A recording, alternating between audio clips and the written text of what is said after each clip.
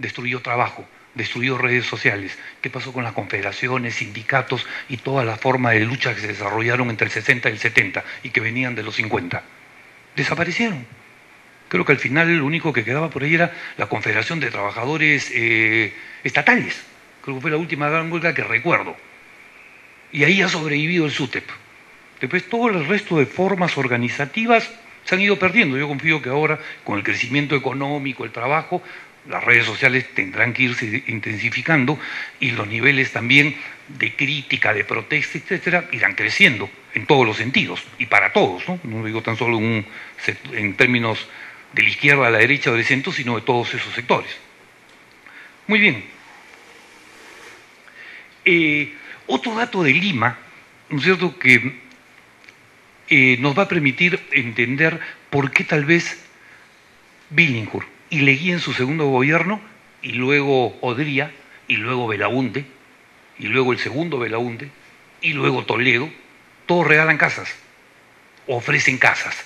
Este es dato del año 8, ¿no es cierto?, es de la Municipalidad de Lima, en donde agarran y dicen todas las casas de Lima, ¿no es cierto?, y te dicen cuánto pagan, menos de 20 soles, de 20 a 50, y van poniéndote todos los rasgos. Entonces tú dices, están todos, acá hay propietarios, acá están los sin dato, ¿no es cierto?, no sabemos cuánto pagan. Pero si uno comienza a ver, dice, oye, nadie tiene casa, todo el mundo vive en casa alquilada. Y sí, es verdad, todo el mundo vive en casa alquilada. O sea, los propietarios son 822 familias viven en una casa que es suya. Todo el resto de la población de Lima, calculando 5, 6 o 7 personas por familia, están acá multiplicando todo esto. Muy bien. ¿Qué es lo interesante? ¿No es cierto? Y voy a agregar otro dato. A partir de los años más o menos 10, 15, 20, esa década, nacen importantes compañías de seguros y además nace el crédito hipotecario en el Perú. Es decir, te prestan a 20 años para que pagues tu casa, algo que hoy día pues es común. Pero ¿por qué no era común a principios de siglo? Porque la esperanza de vida de la población era 30 años. Y gracias a la mejora de la salubridad, la esperanza de vida crece. Entonces, claro, alguien que hace casa y demás, por eso también nuestros bisabuelitos se casaban cuando tenían 15, 16, 17, 18. Claro, si la esperanza de vida era los 30, les quedaba 11, 12 años de matrimonio. Y además era posible jurar para toda la vida, claro, una vida de 30 años. Hoy día es más difícil hacer ese tipo de juramentos, me imagino. ¿No es cierto? Entonces, a partir del momento que la población, su esperanza de vida crece, es que comienza los bancos a preocuparse, este va a vivir hasta los 40 años, por lo tanto a los 18, 19 le puedo prestar a 15 años. Entonces nace la posibilidad del crédito hipotecario, y claro, esto va a cambiar, pero a principios del siglo, ¿no es cierto?, la verdad, nadie tiene casa propia, todo el mundo vive en casa alquilada. Algo que yo alguna vez me pregunté, mi abuelo era de 1908 casualmente, y él, cuando tuvo nietos, se compró casa, y su negocio nunca fue propio, el local.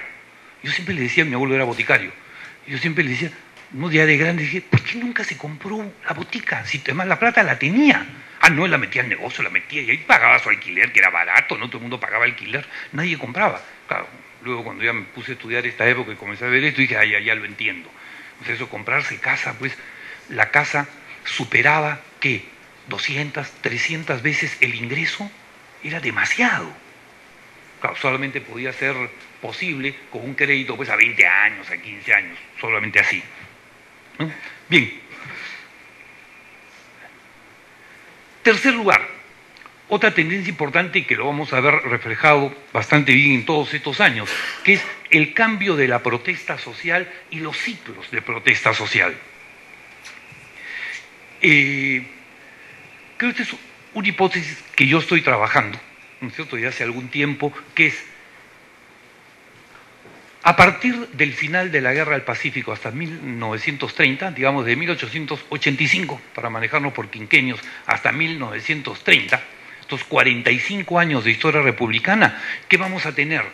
Lentamente la desaparición de los caudillos y de la asonada como la acción política dominante.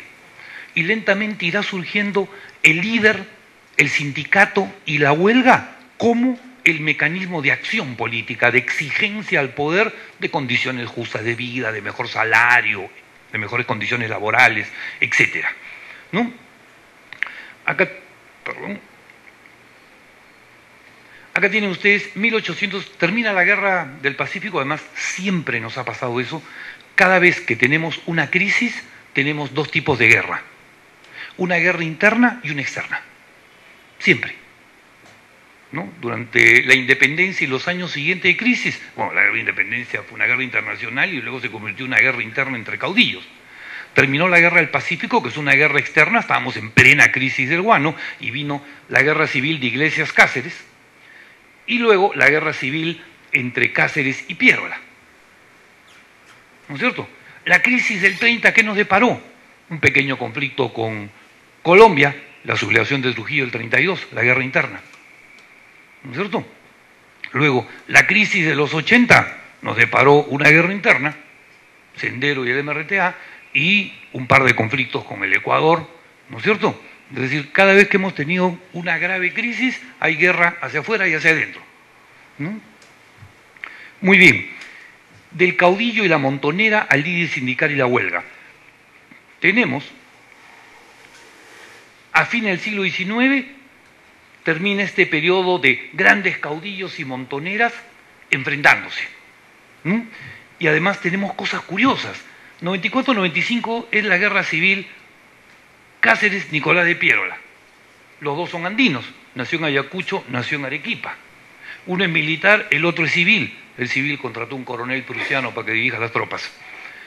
Y terminaron enfrentándose y el civil le ganó al militar. Como bien en algún momento reflexiona Basadre, él dice, Cáceres para realmente ser un gran héroe debió morirse en la guerra. ¿No es cierto? No debió sobrevivir. ¿No es cierto? Y bueno, Cáceres tuvo que pasar esta tremenda derrota de perder frente a Piérola y él encima con el ejército regular, el ejército de la nación. Bien, pero acá tal vez hay que un poco entibiar esta frase. ¿Por qué razón? ¿Quién no había combatido en los años 90? O sea, ¿qué adulto no había estado en la guerra? ¿Quién no tenía en su casa un fusil, por lo menos? O sea, cuando había una sonada, un montón de gente salía de su casa todo malambito, cada vez que salía Piérola salía con su fusil, con una pistola, o sea, todo el mundo tenía una. ¿No es cierto? Y nunca hubo un proceso de desarme de la población. Eso recién va a comenzar luego de los años 30, sobre todo cuando el APRA sea una amenaza. El proceso de desarmar a la población, o en todo caso que pidan licencia y todas estas cosas para estar armado, ¿no? Muy bien. Además, una vez que Piérola sube al poder, ¿qué vamos a tener? Se van a iniciar las montoneras regionalistas. Las regiones van a tener montoneras. Tal vez las más conocidas son las de los seminarios en Piura. Además, dos primos hermanos. Uno era constitucional y los otros eran pierolistas. Los dos se sublevan contra el gobierno central de los civilistas del año 95. Pero primero se pelearon entre ellos para ver quién dirigía a la región. Ahí se acabó la montonera. ¿No es cierto? Las montoneras en el Cusco, en Arequipa, toda la Sierra Central son importantes. Huánuco con los Durán, los liberales. Así es. ¿No? Luego, entre el 8 y el 12, el periodo del primer gobierno de Leguía había ganado las elecciones. Todavía Pardo no salía y subía, y ya se había sublevado Augusto Durán acá en la Sierra de Lima, Matucana. Ferro estaba sublevado en Abancay, ¿no es cierto? Y tenía dos o tres más caudillos sublevados en la zona de Ollón, la Sierra Norteña de Lima. ¿No? Muy bien. Piérola logró contra todas estas montoneras, el orden acabó con ellas, luego de algunos enfrentamientos, algunos fueron capturados, llevados a la cárcel, y algo que hasta ahora no tiene grandes explicaciones, pero es muy curioso de la época, ¿no? Cuando Cáceres toma preso a Piérola y lo captura, Piérola se escapa de la penitenciaría.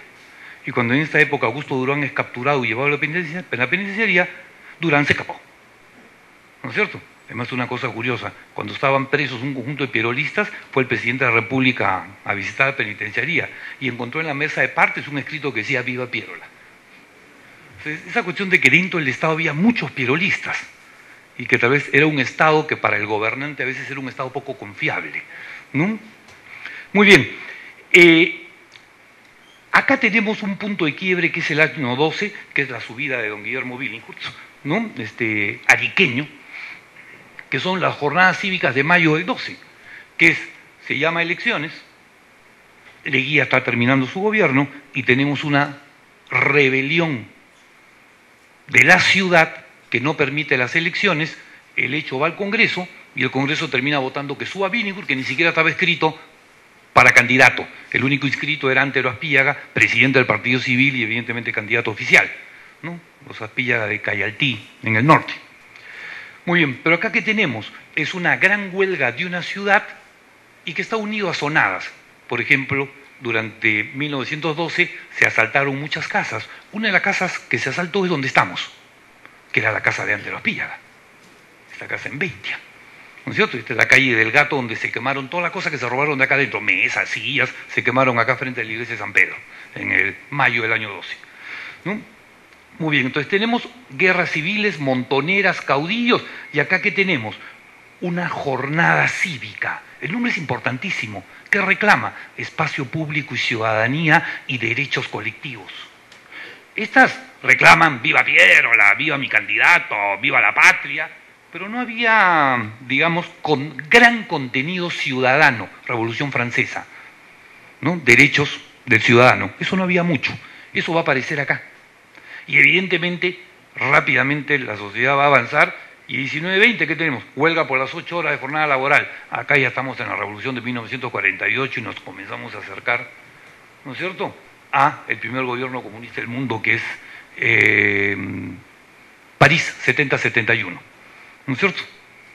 Muy bien. Y el año 24, la fundación del APRA, ¿no? Y a continuación vamos a tener, evidentemente, la fundación del Partido Socialista el 28. Pero yo quería dejarlo un poco, ahí nomás, en el APRA el año 24, porque el APRA tiene... A ver, el APRA es trujillano, el APRA tuvo montoneros, el APRA tuvo dirigentes sindicales, el APRA tuvo anarquistas, el APRA tenía algún nivel socialista y Aya de la Torre salía con su pañuelo blanco, igual como salió en el Alameda de los Descarsos Piérola, con su pañuelo blanco. Un caso muy curioso de Aya de la Torre. Muy bien, en todo caso, estamos también asistiendo durante todos estos años al cambio de los mecanismos de confrontación social, ¿no? Vamos pasando del caudillo del siglo XIX, vamos entrando al siglo XX a otras formas de confrontación. Bien, el espacio público y la prensa de masas. Este es otro aspecto importantísimo, ¿no es cierto? Además, central para entender ciudadanía, ¿no es cierto? Tienen ustedes los principales periódicos que nacen durante estos años, ¿no es cierto? Tienen Osma, don Pedro de Osma, ¿no? Íntimo amigo de Piero, la gran pierolista, que además funda La Prensa, que es el primer periódico que es fundado y previamente se compra un local y se hace un local ad hoc para el periódico. Todo el resto de periódicos, cuando comenzaron a funcionar, alquilaban una casa, ahí ponían su imprenta, sus linotipos y bueno, arrancaba el periódico. Pero La Prensa es el primero que tiene todo hecho ad hoc, iba a ser periódico. No nace como empresa. Novedades, actualidades, que son un poco los antecedentes de Prisma, y Prisma es el antecedente de Variedades, que es el antecedente de Caretas, ¿no? Son las revistas un poco de actualidad y semanarios, ¿no es cierto? La Prensa, tremendamente pierolista, identificado, aunque luego lo va a comprar Durán y finalmente Leguía lo va a expropiar, ¿no? Luego terminará ya a partir de los años 30 en manos del sector agroexportador oligárquico y así se va a mantener ya hasta la expropiación en la época de Velasco, ¿no? Otro hecho importante de estos años es la aparición de la prensa anarquista, ¿no es cierto? Tienen acá Los Parias, La Redención, El Hambriento, Humanidad, El Oprimido, La Protesta, ¿no? Importantísima. Y también la aparición de esa prensa burlona, de caricatura, anarquista, socarrona, ¿no es cierto? Como, evidentemente, Monos y Monadas, ¿no? De Yerobi, famosa, luego reeditada por el nieto, ¿no es cierto? Fray Cabezón, ¿no es cierto? Que era evidentemente anarquista con un fuerte nivel de crítica al clero. De ahí el Fray Cabezón,